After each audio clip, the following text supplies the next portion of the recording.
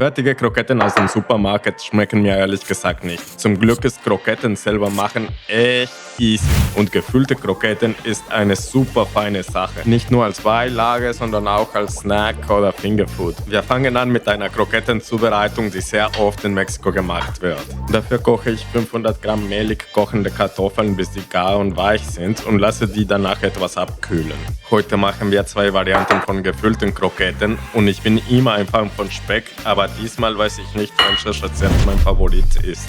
Anschließend stampfe ich einfach die Kartoffeln, bis ein lockeres Püree entsteht und daraufhin trenne ich das Eigelb von 2 Eiern.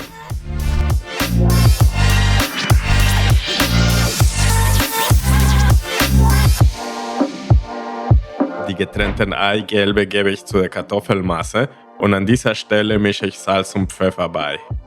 Man kann auch andere Gewürze nach Belieben beimischen, aber ich beschränke mich hier auf Salz und Pfeffer.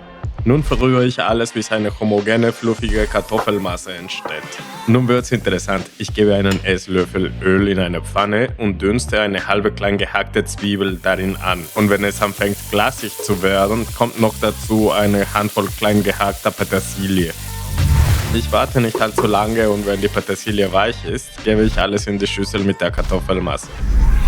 Während ich 2 Dosen Thunfisch dazugebe, hast du genug Zeit, um mich mit einem Like zu unterstützen. Diesen Klick hast du schnell hinter dir und das hilft mir schon jede Menge. Anschließend füge ich 20 Gramm Speisestärke hinzu. Ich habe hier Maisstärke, aber du kannst es auch durch eine andere ersetzen, wenn du keine Maisstärke hast. Und so sieht die fertige Masse aus.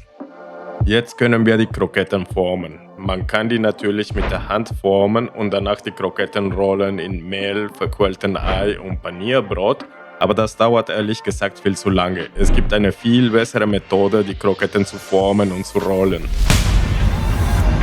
Wenn man reichlich Mehl auf der Arbeitsfläche streut und danach die Masse in einen Spritzbeutel füllt, können ganz unkompliziert etwa daumendicke Stränge gespritzt werden und danach einfach durch Rollen mit Mehl komplett verhüllt.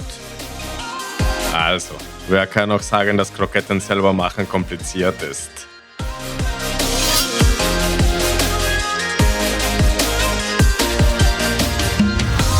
Nachdem ich die Kroketten auf die gewünschte Länge geschnitten habe, bestäube ich noch die Endstücke und ich gebe euch einen weiteren Tipp. Wenn man die Kroketten danach zumindest halbe Stunde im Kühlschrank abkühlen lässt, lassen sie sich später viel besser beim Panieren handhaben. Und so muss man nur noch die Stücke im verquälten Ei wenden und danach die Kroketten rollen im Panierbrot. Und man kann sogar mit beiden Händen gleichzeitig arbeiten.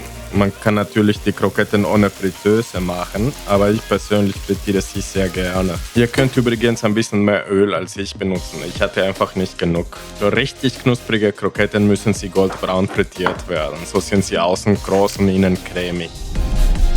Für unsere Kroketten mit Bacon habe ich hier schon mal die Grundmasse mit Ei und Speisestärke. Hier gebe ich 200 Gramm gewürfelter Speck in eine Pfanne ohne Öl und hinzu kommt auch eine Handvoll klein gehackter Petersilie. Wenn der Bacon fertig ist, gebe ich einfach alles in die Schüssel und versuche dabei so wenig Fett wie möglich mitzunehmen.